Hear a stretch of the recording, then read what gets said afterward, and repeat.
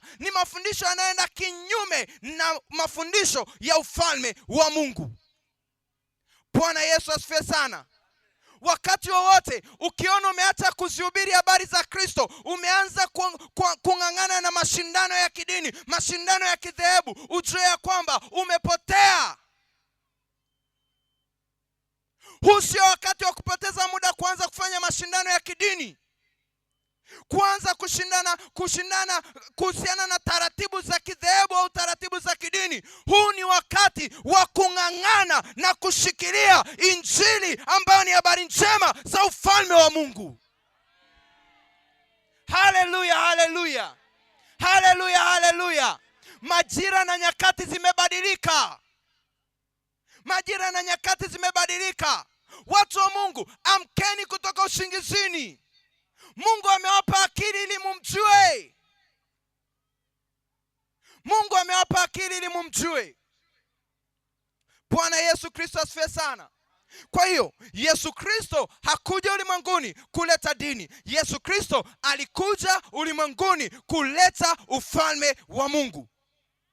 Na siku ya jana tulisema ya kwamba ufalme wa Mungu ni nini? Ufalme wa Mungu ni utawala wa Mungu katika mioyo ya wanadamu na katika maisha ya wanadamu kwa ujumla. Ili ufalme uitwe ufalme, kuna vitu vikubwa vitatu ambavyo vinatakiwa viwepo. Kitu cha kwanza ni mfalme mwenyewe. Kitu cha pili ni raia wa ufalme. Na kitu cha tatu ni eneo la kimamlaka. Bwana Yesu asifiwe sana. Haleluya, haleluya, haleluya, haleluya. Nasema tena, ili ufalme huo umekamilika, unahitaji vitu vitatu. Mfalme kama mfalme, maana yake kiongozi au mwenye mamlaka au madaraka. Jambo la pili ni raia. Jambo la tatu ni eneo la kiutawala. Bwana Yesu asifiwe sana. Kabla sijaendelea mbali sana, ni kuonyesha kidogo utambulisho wa kanisa. Haleluya. Fungua pamoja na mimi kitabu cha Petro wa kwanza sura ile ya 2 mstari ule wa 9. Kitabu cha Petro wa kwanza sura ile ya 2 mstari ule wa 9. Haleluya. Utagundua hapa Mtume Paulo anazungumza na waamini, watu waliomwamini Bwana Yesu. Anawaambia maneno haya. Petro wa kwanza sura ya 2 mstari wa 9 anasema, bali ninyi ni mzao mteule, ukuhani wa kifalme, taifa takatifu, watu wa milki ya Mungu, mpate kuzitangaza fadhili zake yeye aliyewaita mtoke gizani mkaingie katika nuru yake ya ajabu. Haleluya. Huu hapa ni utambulisho wa kanisa. Kwa hiyo kanisa ni nani? Kanisa ni mzao mteule. Ni uzao uliochaguliwa. Ni uzao uliotengwa kimahususi. Ni uzao ambao umekubaliwa na Mungu. Kanisa ni nini? Kanisa ni makuhani wa kifalme. Makuhani wa kifalme. Lakini zaidi ya yote, maandiko yanasema kanisa ni taifa takatifu. Haleluya, haleluya. Kanisa linaitwa taifa takatifu. Kama kanisa linaitwa takatifu, maana yake lina vitu vikubwa vitatu. Jambo la kwanza, kama linaitwa taifa, maana yake lina system yake ya uongozi, lina mfumo wake wa kiuongozi. Bwana Yesu asifiwe. Jambo la pili, lina raia wake. Jambo la tatu, lina eneo lake la kimamlaka. Bwana Yesu asifiwe sana. Na kama ikiwa ni kuongeza jambo la 4, nitasema pia kanisa lina utamaduni wake. Bwana Yesu asifiwe sana. Haleluya, haleluya. Msijione kanisa kuwa ni wale ambao mnakusanyika pale kwenu peke yenu. Hapana. Kanisa la Mungu ni kila mtu aliyemwamini Mungu mahali popote ulimwenguni hapa. Bwana Yesu asifiwe sana. Ndio maana tunaitwa taifa. Na utagundua eneo letu la kiutawala au eneo letu la kimamlaka ni ulimwengu mzima, maana tumetapakaa kila mahali. Bwana Yesu asifiwe sana. Haleluya, haleluya. Yesu Kristo alikuja duniani, akafa na kufufuka siku ya tatu ili ainue taifa. Na hilo taifa ni kanisa. Na hilo kanisa ni waamini, watu waliokubali kuyatoa maisha yao kwa ajili ya Yesu Kristo. Haleluya, haleluya. Haleluya, haleluya. Watu wasioogopa kutengwa na baba, watu wasioogopa kutengwa na mama, watu wasioogopa kutengwa na kaka au dada, watu wasioogopa kutengwa na jamii, watu waliojitoa kikamilifu kwa ajili ya Kristo. Bwana Yesu asifiwe sana. Bwana Yesu asifiwe sana. Kama uko pamoja na mimi, kama unaamini pamoja na mimi, sema sisi ni taifa la Mungu. Kama unaamini pamoja na mimi, unaamini ya kwamba Kristo alikufa kwa ajili yako, alifufuka kwa ajili yako, sema sisi ni taifa la Mungu. Haleluya. Sisi ni wana wa ufalme. Sisi ni wana wa ufalme. Tulisema ili uwe ufalme wa Mungu uwe katika moyo wa mwanadamu, kuna mambo makubwa matatu. Ili uwe katika moyo wa mwanadamu na katika maisha ya mwanadamu, jana tulisema tunahitaji mambo makubwa matatu. Jambo la kwanza tulisema dhambi inatakiwa ihukumiwe na kuharibiwa kabisa kabisa kabisa, na inatakiwa iwekewe ukomo. Bwana Yesu asifiwe sana. Haleluya. Jambo la pili tulisema madhara au matokeo ya dhambi yanatakiwa kuondolewa ulimwenguni, ambayo madhara hayo ni pamoja na mauti, ni pamoja na magonjwa, pamoja na kila kitu kinachopunguza maisha. Na jambo la tatu tulisema ni kuingizwa kazini kwa mfumo mpya, mfumo wa haki na amani. Bwana Yesu asifiwe sana. Hayo ni mambo makubwa matatu ambayo yameletwa na Kristo au yametekelezwa na yanatekelezwa na Kristo. Bwana Yesu asifiwe sana. Haleluya. Siku ya jana tukaona dhambi ilipoingia ulimwenguni, Mungu hapo hapo alitangaza ukomo wa hiyo dhambi. Mtakumbuka tulisoma kitabu cha Mwanzo sura ya 3 mstari ule wa 15. Tukasema ya kwamba maandiko yanasema nitaweka uadui kati yako na kati ya uzao mwanamke na uzao nyoka. Uzao mwanamke utamponda nyoka kichwa, uzao nyoka utamponda mzao mwanamke kisigino. Bwana Yesu asifiwe sana. Anavyosema ya kwamba uzao mwanamke utamponda nyoka kichwa, ni ishara ya kuonyesha kwamba mamlaka na utawala wa shetani utaharibiwa kabisa kabisa kabisa. Bwana Yesu asifiwe. Na anaposema ya kwamba huyo mzao nyoka atamponda mzao mwanamke kisigino, inaonyesha wazi ya kwamba huyo mzao mwanamke atapata mateso makali.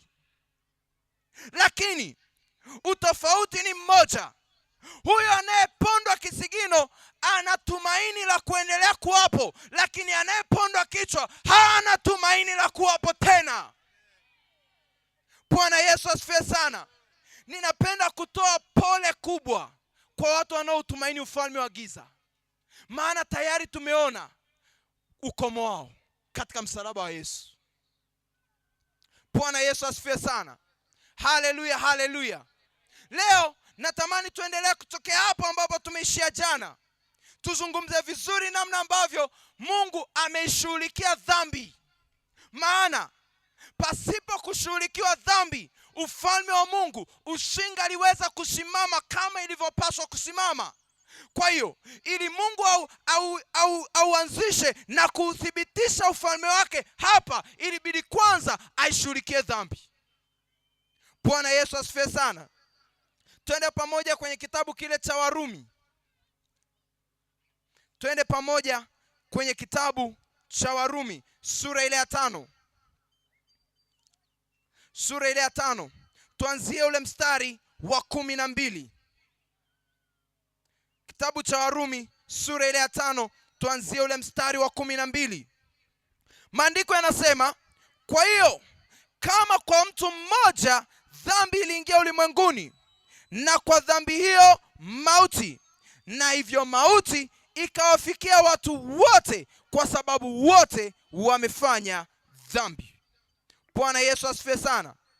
Anasema kama kwa mtu mmoja dhambi iliingia ulimwenguni, na kwa dhambi hiyo mauti, hivyo mauti imewafikia watu wote, kwa sababu wote wamefanya dhambi. Bwana Yesu asifiwe sana. Katika hilo andiko naomba uvione vitu vikubwa vitatu. Jambo la kwanza kwenye hilo andiko, nataka uone ya kwamba dhambi iliingia ulimwenguni kwa mtu mmoja. Maana yake mlango wa dhambi katika ulimwengu huu ulikuwa ni mtu mmoja ambaye tunamfahamu ni nani? Adam. Bwana Yesu asifiwe sana. Lakini pia jambo la pili nataka uone, dhambi hiyo iliingiza mauti katika utawala. Dhambi hiyo iliingiza mauti katika nini? Katika utawala. Kwa hiyo tangu Adam mauti ilianza kutawala. Bwana Yesu asifiwe sana.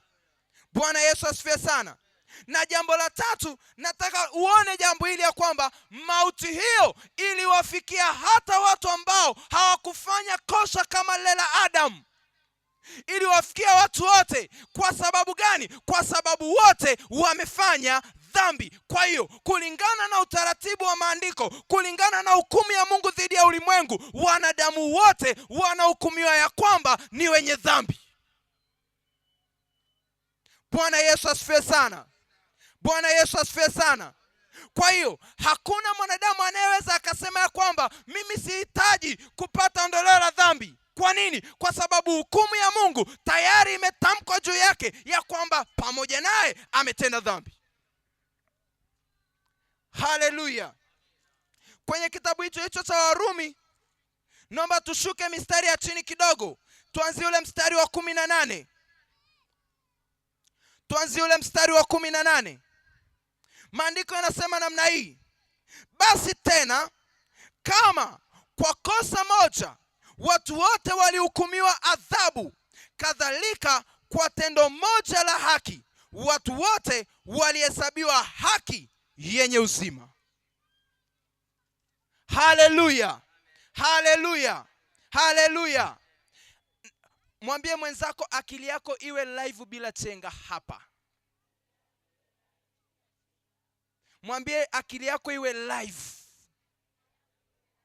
Sikilizeni ile andiko. Anasema basi tena kama kwa kosa moja watu wote walihukumiwa adhabu, kadhalika kwa tendo moja la haki watu wote walihesabiwa haki yenye uzima. Changamoto ya wanadamu siku ya leo,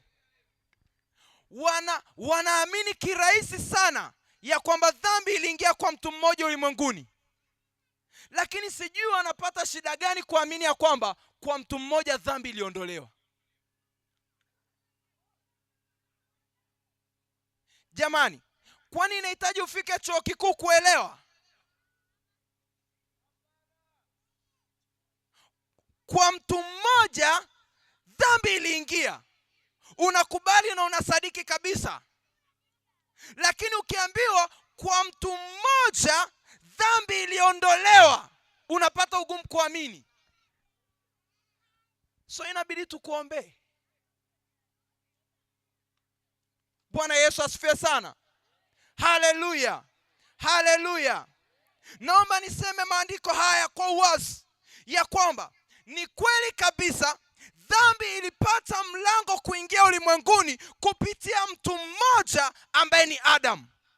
Lakini pia haki imepata mlango kuingia ulimwenguni katika maisha ya wanadamu kupitia mtu mmoja, naye ni Adamu wa mwisho, Yesu Kristo mwenye haki. Bwana Yesu asifiwe sana. Bwana Yesu asifiwe sana.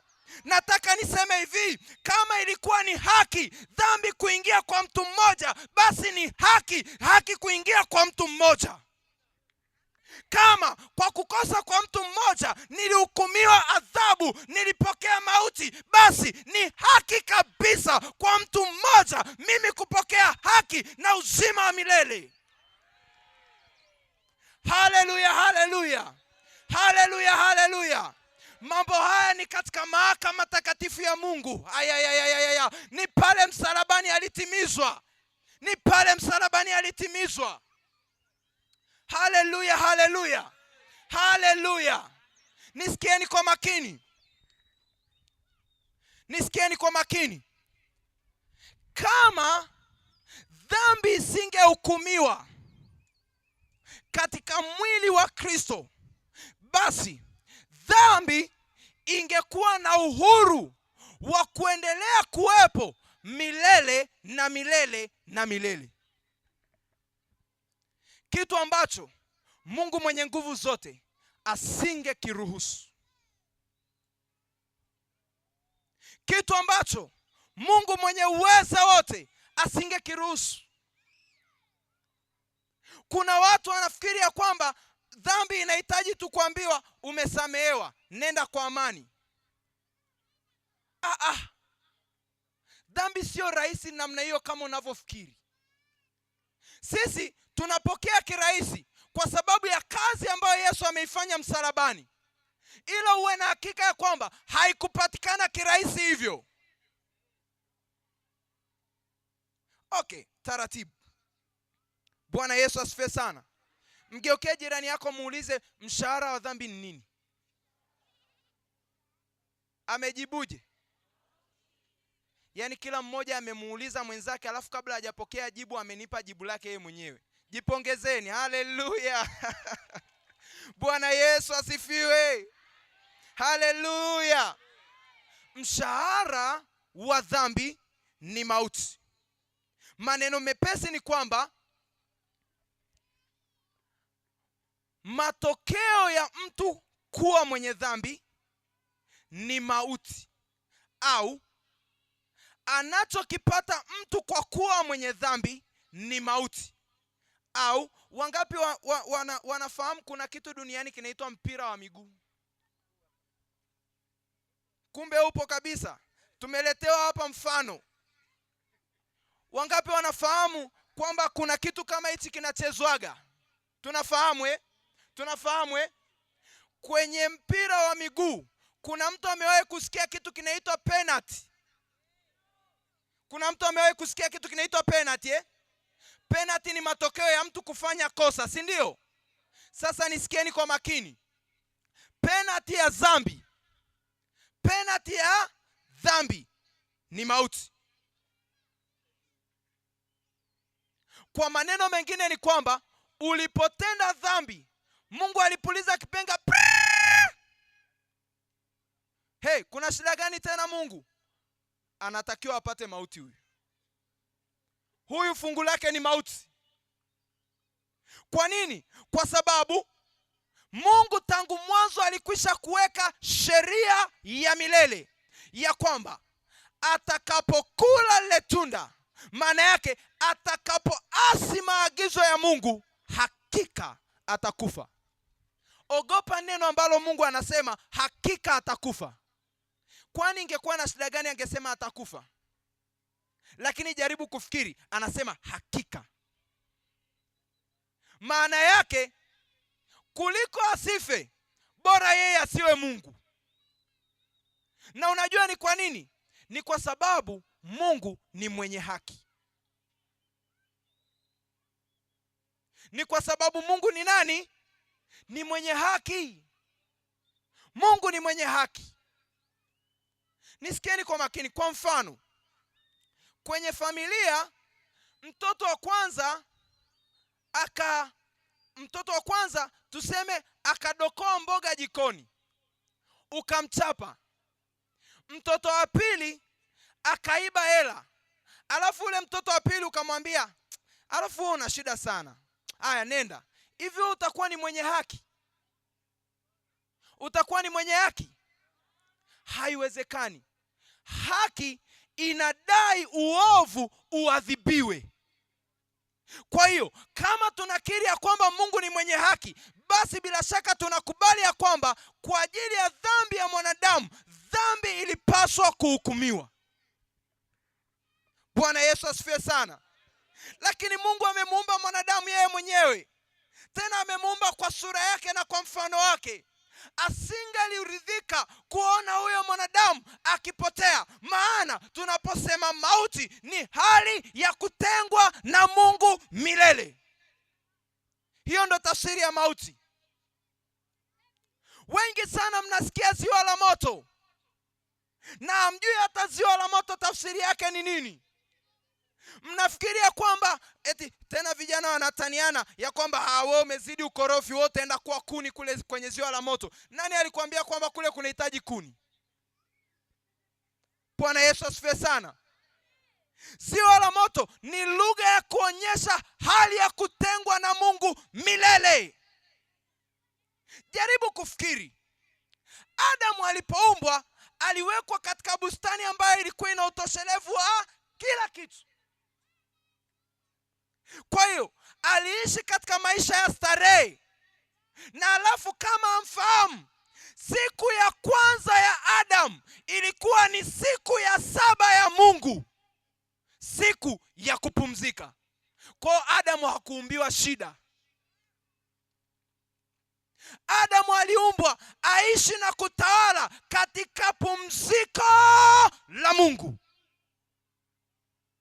Bwana Yesu asifiwe sana. Lakini tangu dhambi ilipoingia ulimwenguni, Adamu akaondolewa katika bustani ya Eden. Tokea hapo hata chakula tu ilibidi atoe jasho ndo akipate. Bwana Yesu asifiwe sana. Kama hali tu si ya kutengwa kabisa kabisa na uwepo wa Mungu, ni hali tu ya kutolewa kwenye bustani ya Eden, ilimpelekea mwanadamu mateso makali. Je, itakuwaje atakapotengwa na Mungu milele? Hakuna adhabu mbaya kama hiyo. Yesu anaieleza, anasema kutakuwa na kilio na kusaga meno. Umewahi kufikiri kusaga meno kukoje? Bwana Yesu asifiwe sana. Haleluya, haleluya. Haleluya, haleluya. Kwa hiyo mauti tafsiri yake ni kutengwa na Mungu milele. Sasa nisikieni kwa makini. Kwa ajili mwanadamu ametenda dhambi, alipaswa apokee mauti kama matokeo ya yeye kutenda dhambi. Lakini Mungu anaamua kumtoa Yesu ili Yesu Kristo apate kuichukua ile dhambi ya mwanadamu. Kwa hiyo dhambi inahukumiwa kikamilifu katika mwili wa Yesu Kristo, ili mwanadamu apate kuwa huru mbali na dhambi. Bwana Yesu asifiwe sana. Haleluya, haleluya. Na angalieni maandiko yanavyosema. Fungua kitabu kile cha Wakorintho wa pili sura ile ya 5. Wakorintho wa pili sura ile ya 5. Wakorintho wa pili sura ile ya 5. Maandiko yanasema namna hii. Wakorintho wa pili sura ile ya 5. Maandiko yanasema namna hii. Mstari ule wa 21. Mstari wa 21, maandiko yanasema, yeye asiyejua dhambi alimfanya kuwa dhambi kwa ajili yetu, ili sisi tupate kuwa haki ya Mungu katika yeye. Bwana Yesu asifiwe sana. Huo mstari inabidi uangalie kwa makini. Anasema yeye asiyejua dhambi, yaani Yesu Kristo. Maneno mepesi ni kwamba katika maisha yake hakuwahi kuijua dhambi, hakuwahi kutenda dhambi. Bwana Yesu asifiwe sana. Kwa hiyo alikuwa ni mtakatifu, alikuwa ni safi, asiyekuwa na dosari, asiyekuwa na hatia. Sasa maandiko yanatuambia huyu Yesu Kristo asiyeijua dhambi, Mungu alimfanya kuwa dhambi kwa ajili yetu. Kama ni msomaji mzuri, utaelewa ya kwamba hajasema kwamba alimbebesha dhambi. Hakumbebesha. hakumbebesha dhambi. Maandiko yanasema alimfanya kuwa dhambi. Bwana Yesu asifiwe sana. Maana yake ile asili ya dhambi ilipandikizwa ndani ya Kristo. Ile asili ya dhambi ilipandikizwa ndani ya Kristo. Bwana Yesu asifiwe sana. Kwa hiyo huyu Yesu ambaye amepandikiziwa asili ya dhambi, akasulubiwa msalabani, akafa mauti ya kutengwa mbali na uso wa Mungu, na kwa uhakika alilia akisema, Mungu wangu, Mungu wangu, mbona umeniacha? Kwa hiyo Yesu Kristo alibeba mauti kwa ajili ya kila mwanadamu. Yesu Kristo aliipokea mauti, aliipata mauti kwa ajili ya kila mwanadamu. Bwana Yesu asifiwe sana. Matokeo yake ni nini? Anasema ili sisi tupate kuwa haki ya Mungu. Anasema ili sisi tupate kuwa haki ya Mungu. Kwa hiyo asili ya dhambi iliyokuwemo ndani yetu ilihukumiwa katika mwili wa Kristo. Hali ya haki iliyokuwa ndani ya Kristo ilipandikizwa ndani yetu. Kama vile ambavyo dhambi ilipandikizwa ndani ya Kristo, ndivyo jinsi ambavyo hali ya haki inapandikizwa kwa kila anayemwamini. Bwana Yesu asifiwe sana. Bwana Yesu asifiwe sana. Na haki maana yake ni nini? Maana watu wa Kristo wengi wanasema nimehesabiwa haki, lakini ukimuuliza kuhesabiwa haki maana yake ni nini, hata hajui. Kuhesabiwa haki tafsiri yake ni nini? Kuhesabiwa haki ni hali ya kutangazwa ya kwamba hauna hatia. Kuhesabiwa haki ni hali ya kutangazwa ya kwamba hauna hatia. Nisikieni kwa makini.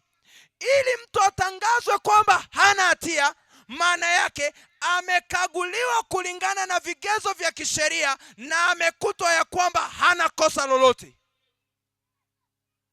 Bwana Yesu asifiwe sana. Kwa hiyo nikisema ya kwamba nimehesabiwa haki, maana yake nimeingizwa katika sheria ya Mungu, nikapatikana sina hatia hata moja. Wanafikiri jambo hilo lingaliwezekana kwa namna ya kibinadamu? Hapana. Hata ukiwa na jitihada kiasi gani. Bwana Yesu asifiwe sana. Haleluya, haleluya.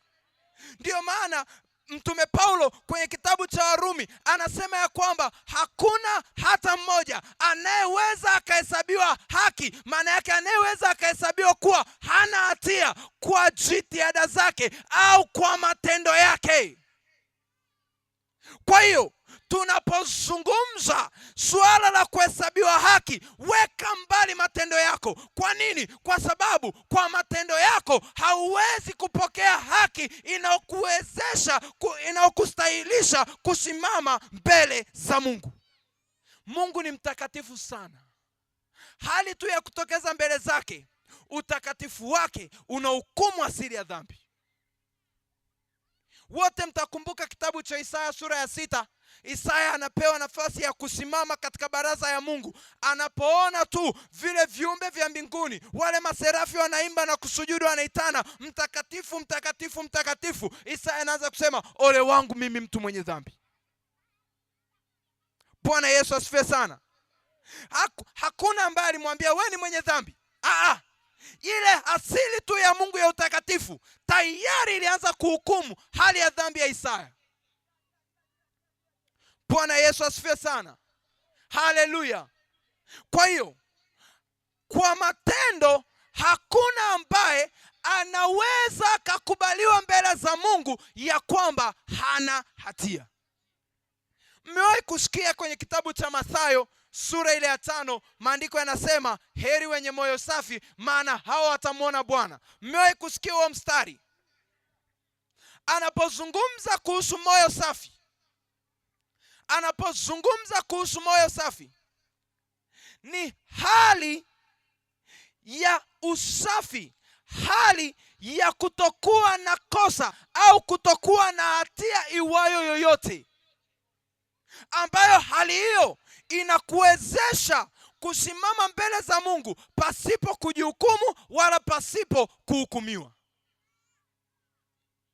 Moyo huo safi haupatikani kwa jitihada za mwanadamu. Kuna watu wameaminishwa ya kwamba ubatizo wa maji unaweza ukazifuta dhambi zao. Kama umebatizwa katika maji alafu haujaamini ya kwamba Kristo alikufa kwa ajili ya dhambi zako, hauna tofauti na mtu ambaye ameenda kuogelea. Bwana Yesu asifiwe sana.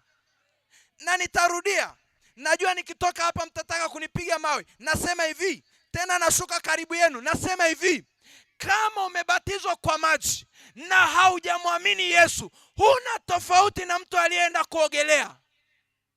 Maji hayawezi kusafisha moyo. Si bora hata ukaenda hospitali ukatuambia, ukaenda pale KSMC wanasoma madaktari ukawaambia, pasueni huyu moyo, nataka ni uoshe. Si bora hata ukafanya hivyo? Yani unaona kabisa maji yanapita kwenye mwili, yanakauka baada ya dakika 2. Unasema ameondoa dhambi. Nani alikuambia? Dhambi haiondolewi kwa maji. Dhambi inaondolewa kwa kuhukumiwa, na hukumu hiyo aliibeba Kristo kwa ajili yetu. Bwana Yesu asifiwe sana. Haleluya. Nimewaambia kwamba msibatizwe? Hapana. Ninasema hivi, kubatizwa ni ishara ya kwamba umesadiki na kukubali ya kwamba Yesu alikufa kwa ajili ya dhambi zako na siku ya 3 alifufuka kutoka kwa wafu. Na kubatizwa tafsiri yake ni hii: tulikufa pamoja na Kristo, tumefufuka pamoja na Kristo. Bwana Yesu asifiwe sana. Haleluya, haleluya. Dhambi haiondolewe kwa kulia machozi mengi, wala hata usidanganyike. Simaanishi ukitenda dhambi kwamba hautalia. Utajihukumu huko moyoni mpaka utakoma. Lakini usifikiri kwamba machozi yako yatabadilisha chochote mbele za Mungu. Kama ni dhambi kuhukumiwa, itahukumiwa tu. Ni mwenye haki. Bwana Yesu asifiwe sana. Haleluya.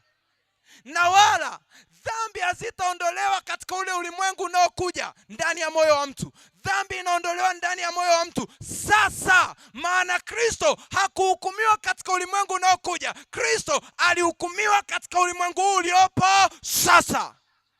Kwa hiyo suluhisho pekee la dhambi ya mwanadamu ni Yesu Kristo aliyekufa kwa ajili ya huyo mtu. Alikufa kwa ajili ya dhambi zetu, na siku ya 3 alifufuka kutoka kwa wafu.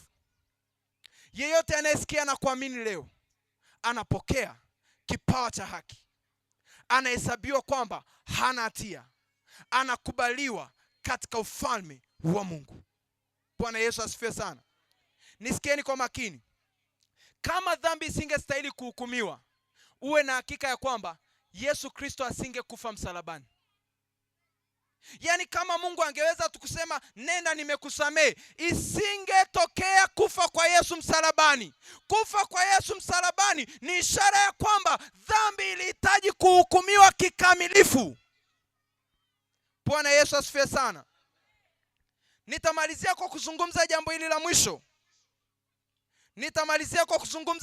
la mwisho. Bwana Yesu asifiwe sana. Kuna taarifa ambayo imepotoshwa tangu mwanzo mpaka sasa inapotoshwa. Taarifa hiyo ni ipi? Ni taarifa iliyoandikwa katika kitabu cha Mathayo sura ile ya 28 mstari ule wa 6. Kitabu cha Mathayo sura ya 28 mstari wa 6. Maandiko yanasema, kitabu cha Mathayo sura ya 28 mstari ule wa 6. Maandiko yanasema, hayupo hapa, kwani amefufuka kama alivyosema. Hayupo hapa, kwani amefufuka kama alivyosema. Kwa nini nimesema imepotoshwa? Angalia mstari kwanzia ule wa 11. Tusome story kidogo. Mstari ule wa 11 mpaka mstari ule wa 14. Mpaka mstari wa 15. Maandiko yanasema, na wale walipokuwa wakienda, tazama, baadhi ya askari waliingia mjini, wakawapasha wakuu wa makuhani habari za mambo yote yaliyotendeka, yaani habari za kufufuka kwa Yesu. Mstari wa 12, wakakusanyika pamoja na wazee, wakafanya shauri, wakawapa askari fedha nyingi, wakisema, semeni ya kwamba wanafunzi wake walikuja usiku wakamwiba sisi tulipokuwa tumelala, na neno hili lilisikilikana kwa liwali. Sisi tutasema naye, ninyi tutawaondolea wasiwasi. Basi wakazitoa zile fedha, wakafanya kama walivyofundishwa, na neno hilo likaenea kati ya Wayahudi hata leo. Bwana Yesu asifiwe sana. Kuna watu wakati huu, si tu wakati ule, wakati huu wanapotosha kwa nguvu kubwa kwamba Yesu Kristo hakufufuka. Bwana Yesu asifiwe sana. Wanasema kwamba Yesu hakufufuka, na shetani alivyo mjanja anaisukuma mioyo yao kusema jambo hilo, kwa sababu anajua umuhimu wa taarifa hii ya kwamba Yesu Kristo amefufuka. Wao nafikiri umuhimu wa taarifa hii ni nini? Nisikieni kwa makini. Ni hisabati ndogo sana, mtaielewa. Dhambi ilileta mauti. Kwa hiyo uhakika ya kwamba dhambi imeshughulikiwa kikamilifu na kuondolewa ni kwamba mauti haitakuwepo tena. Bwana Yesu asifiwe sana. Kama mauti haitakuwepo, mtu atakuwa hai. Kwa hiyo ufuko wa Yesu Kristo ni tangazo la wazi ya kwamba ameishinda dhambi na mauti kwa ajili ya kila mmoja. Narudia tena, ufufuko wa Yesu ni tangazo la wazi ya kwamba ameishinda dhambi na mauti. Bwana Yesu asifiwe sana. Angalia mstari wa kitabu cha Timotheo wa pili, sura ile ya kwanza, mstari ule wa 9 na wa 10. Timotheo wa pili, sura ile ya kwanza, mstari wa 9 na wa 10. Timotheo wa pili, sura ile ya kwanza, mstari ule wa 9 na wa 10. Maandiko yanasema, ambaye alituokoa akatuita kwa mwito mtakatifu, si kwa kadiri ya matendo yetu sisi, bali kwa kadiri ya makusudi yake yeye na neema yake. Neema hiyo tulipewa katika Kristo Yesu tangu milele, na sasa inadhihirishwa kwa kufunuliwa kwake Mwokozi wetu. Inadhihirishwa kwa kufunuliwa kwake Mwokozi wetu Kristo Yesu, aliyebatili mauti na kufunua uzima na kutokuharibika kwa ile Injili. Bwana Yesu asifiwe sana. Maana yake Yesu Kristo alipofufuka kutoka kwa wafu, alionyesha ya kwamba ni mwisho wa utawala wa dhambi na mauti. Alifunua hali ya uzima na kutokuharibika. Kwa hiyo leo hii mtu yeyote anayemwamini Yesu anapokea uzima wa milele ndani yake na hali ya kutokuharibika. Bwana Yesu asifiwe sana. Watu wameitupilia mbali injili ya ufalme wa Mungu. Wameanza kuhubiriana taratibu za kidini. Wameanza kuhubiriana habari za magari, habari za majumba. Unahangaika na maisha haya ya hapa ulimwenguni ambayo ni ya miaka michache tu. Unaacha kuhangaika na maisha ya milele. Kweli? Yaani kweli? Hata ukienda kununua kiatu dukani, ukaambiwa hichi kinakaa siku 10, lakini ukaambiwa hichi kinakaa miaka 10. Kweli unaweza ukachagua hichi cha siku 10? Kweli? Ukichagua hicho cha siku 10, tutaenda kukufanyia operation tuangalie kama una ubongo.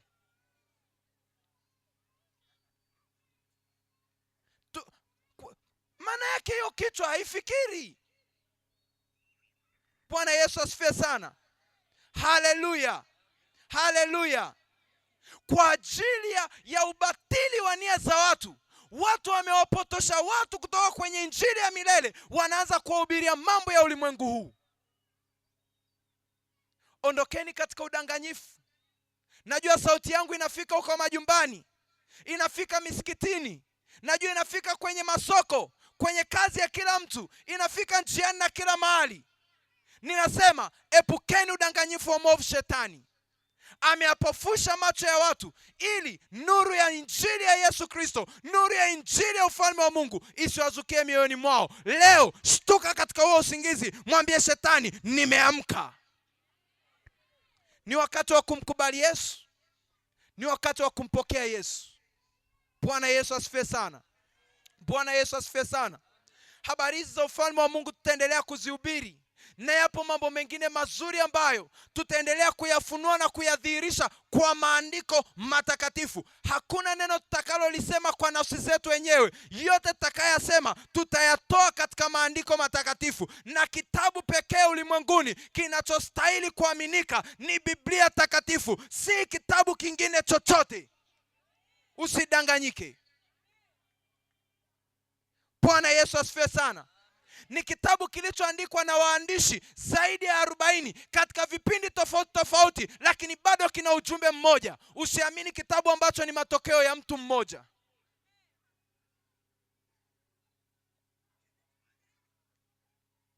Bwana Yesu asifiwe sana.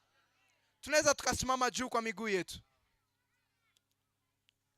Tunaweza tukasimama juu kwa miguu yetu. Mtumishi wa Mungu Almasi, naweza ukasogea mbele.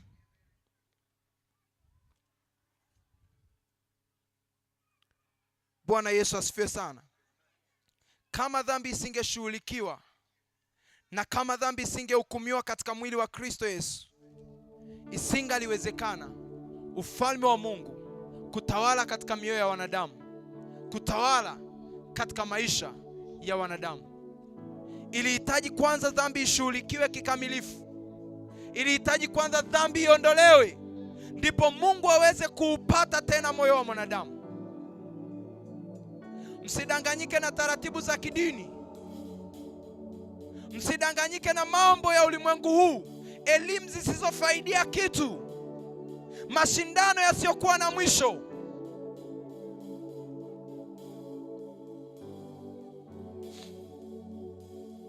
Ufalme wa Mungu umeanzishwa kwa mauti ya Kristo. Ufalme wa Mungu haujaanzishwa kwa vita. Ufalme wa Mungu haujaanzishwa kwa kumwaga damu za wanadamu. Ufalme wa Mungu umeanzishwa kwa mauti ya Yesu Kristo na ufufuko wake. Ufalme wa Mungu ni suluhisho pekee la matatizo ya mwanadamu. Ni tumaini pekee la maisha ya mwanadamu sasa na katika ulimwengu unaokuja. Bwana Yesu asifiwe sana. Haleluya. Ni maneno ambayo tunayasema, lakini ni neno la Mungu kweli kweli. Moyo wako sasa ufahamu. Masikio yako sasa na yasikie. Macho yako sasa na yaone. Bwana Yesu asifiwe sana. Haleluya. Yesu Kristo ameleta ukomo katika dhambi. Usikubali dhambi iendelee kutawala katika maisha yako. Ameleta ukomo wa mauti. Usikubali mauti iendelee kuleta hofu katika maisha yako. Nitakwenda kuomba. Baada ya hapo tutatoa mwaliko kwa ajili ya wote ambao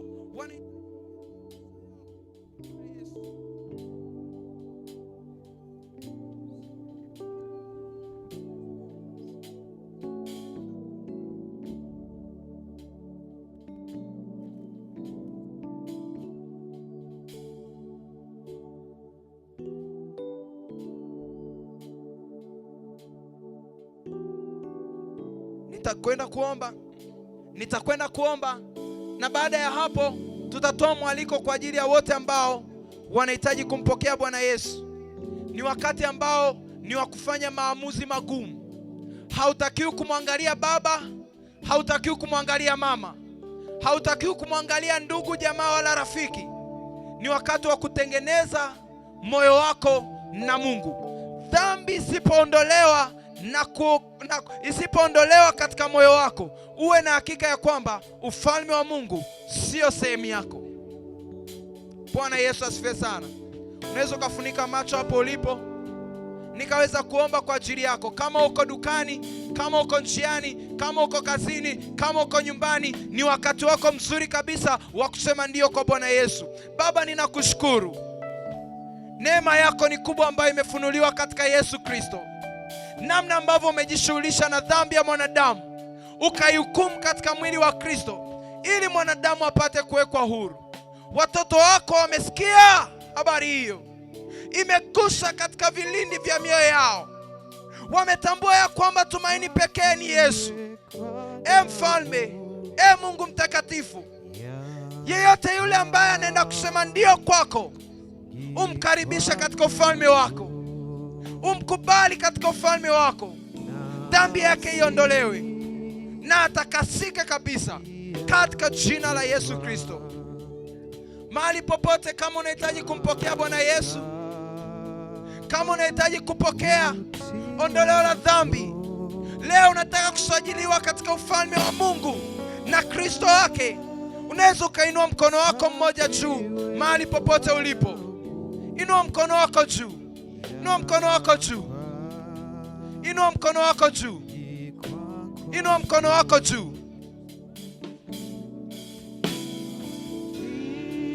Inua mkono wako mmoja juu.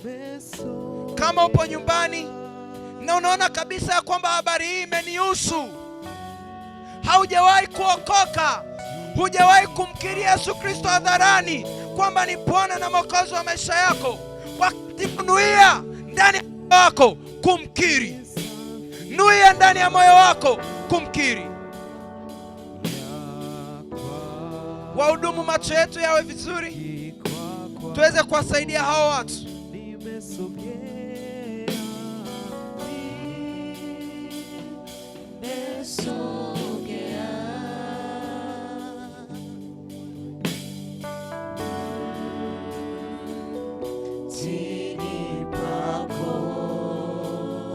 Unaweza tukaendelea kunyoosha mkono wako hapo ulipo, wewe ambaye unatamani kuipokea neema ya Kristo. Nyosha tu mkono wako hapo ulipo. Yes. Ni uamuzi binafsi. Ni uamuzi binafsi kabisa.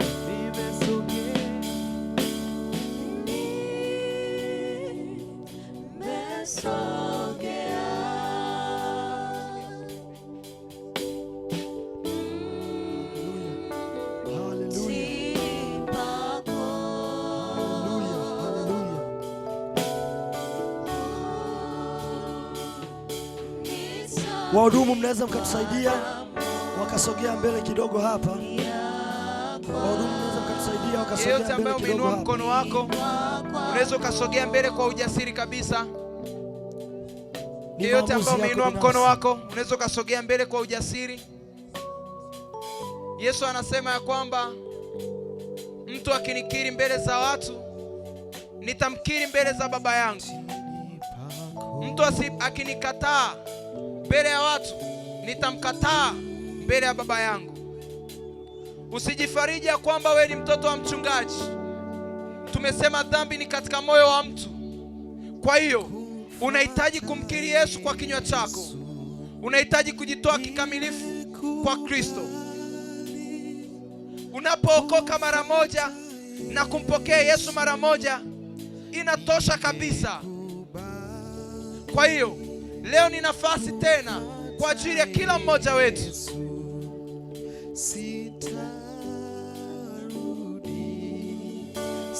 Mtumishi wa Mungu Frankie, naomba sogea mbele. Sitarudi.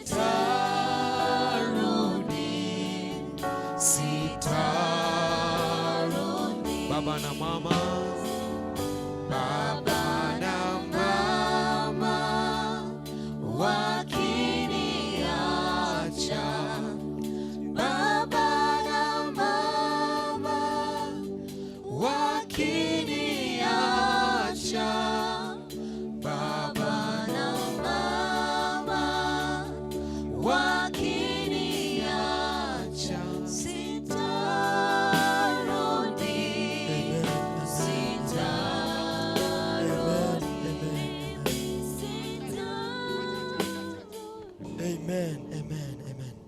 Bwana Yesu asifiwe. Haleluya. Amen. Wale wote ambao tumesogea hapa mbele, lakini na wengine wote ambao mnaisikia sauti hii, kwa mioyo yenu na kwa nafsi zenu mmeamua ya kwamba leo tunakubali kuipokea neema ya Kristo ili endelee kutembea nasi katika maisha yetu yote, na ni maisha ya milele. Kwa hiyo utanifuatisha tu haya maneno machache ambayo yatakusaidia kupokea neema ya wokovu ambayo Kristo anayachilia kwenye maisha yako. Nyosha tu mkono wako hapa ulipo mbele. Sema Bwana Yesu. Sema Bwana Yesu, ninakushukuru.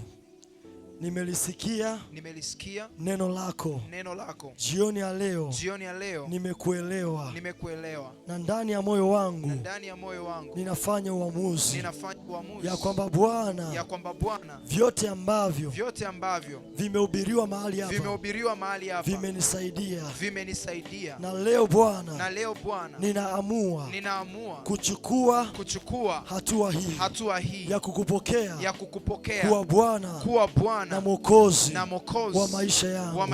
Unibadilishe, uniongoze, uniwezeshe Bwana.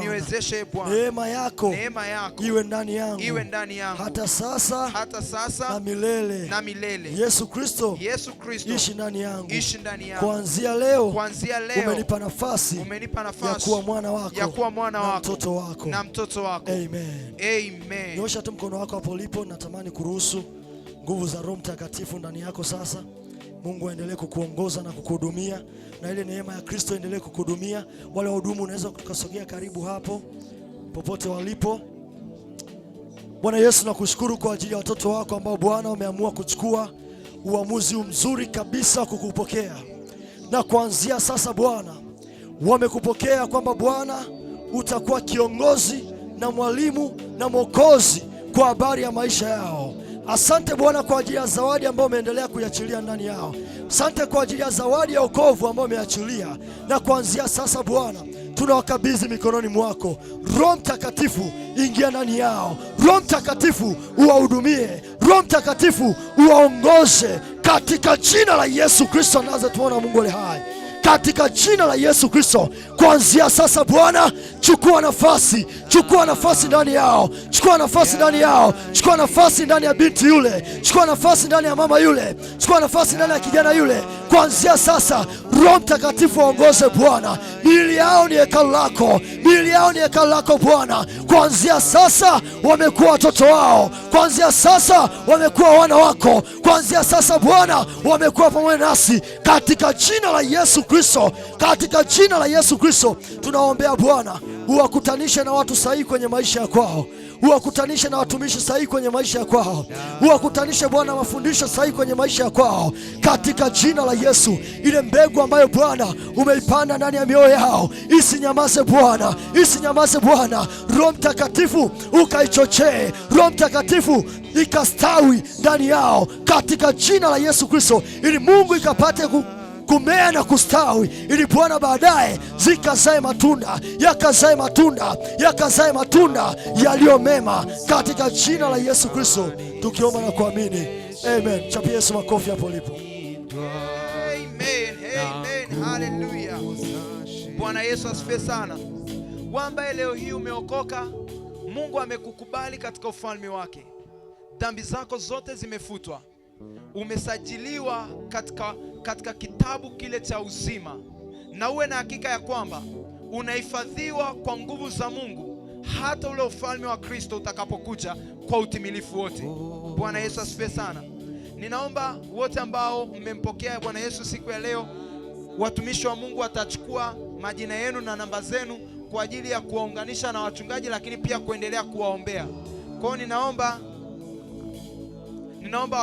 msogee pale kwa watumishi walipo, wote msogee pale ili waweze kuchukua taarifa zenu. Tunaomba msogee pale ili waweze kuchukua taarifa zenu. Kama uliokoka ukiwa nyumbani, kama uliokoka ukiwa kazini, kama uliokoka ukiwa msikitini, ukiwa barabarani, ukiwa mahali popote, naomba sana uje kujiandikisha kwa ndugu hapa. Kujiandikisha huko si kwamba tunataka hizo majina yenu tuyapeleke mahali kwingine labda. Hapana, ni kwa ajili ya kuendelea kuwaombea na kuendelea kuhakikisha kwamba mnakuwa. Kwa hiyo majina hayo na namba hizo ni kwa faida yenu. Bwana Yesu asifiwe sana. Lakini naamini viongozi watatuwekea utaratibu mzuri, watawaunganisha na wachungaji ambao wataendelea kuwalea wakati wapo huku, maana sisi tutaondoka kwa kufuatilia njia ya simu. Bwana Yesu asifiwe sana. Kuna makundi mawili ambayo leo pia tutaomba nayo tena. Tutaomba kwa ajili ya watoto wote.